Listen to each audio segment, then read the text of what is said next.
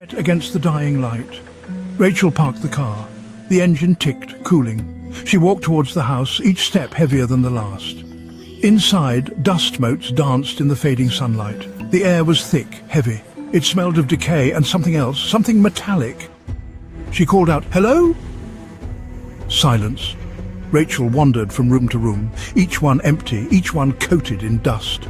The furniture was draped in white sheets like ghosts. Her heart pounded in her ears. She reached the kitchen. A single window cast a pale light on the floor. There was a chill, despite the summer heat. Rachel wrapped her arms around herself, trying to ward off the cold. And the fear. The silence was unnerving. It pressed in on her, amplifying every creak and groan of the old house. Rachel walked to the window. She looked out at the fields. Empty. The wind whispered through the trees, a mournful sound. She strained to listen as if the wind held answers, but there were only whispers and shadows.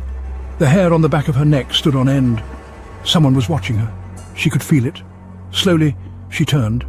The room was empty, but the feeling remained. She was not alone. She forced herself to speak. "David? Sarah?" Her voice echoed in the emptiness, her husband and daughter gone. They had been gone for 3 days. No note, no call. The police had found no sign of them, no sign of a struggle, no sign of anything, except for the eerie silence and the feeling that something was terribly wrong. Rachel sank into a chair. The wood creaked beneath her. She buried her face in her hands. What had happened to them? Where could they be? Section 4. A gruesome discovery. A noise. Upstairs. A soft thud, like something falling. Rachel's head snapped up. Her heart hammered in her chest. She listened. Silence. Then another thud. Closer this time. Coming from her daughter's room. She rose to her feet. Her legs felt like lead. She moved towards the stairs. Each step slow and deliberate.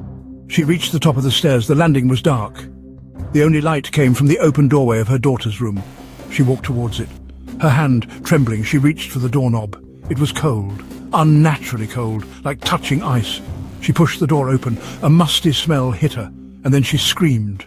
Section 5, face to face. In the center of the room, something hung from the ceiling. It was a hand, just a hand, severed at the wrist. It was rotting, decaying. The stench was overpowering. Rachel stumbled back. Her hand flew to her mouth to stifle a scream. She tripped and fell, landing hard on the wooden floor. She scrambled back, away from the hand, away from the room. She bumped into something soft, something warm. She looked up. Her blood ran cold.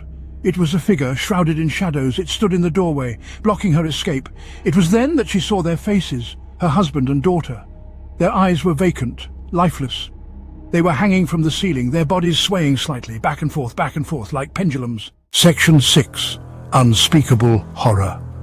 The figure took a step towards her. Its face was still hidden in the shadows, but Rachel could feel its eyes on her, cold, calculating, evil. She wanted to scream, but no sound came out. She was paralyzed with fear. The figure reached out a hand. It was then that she saw it.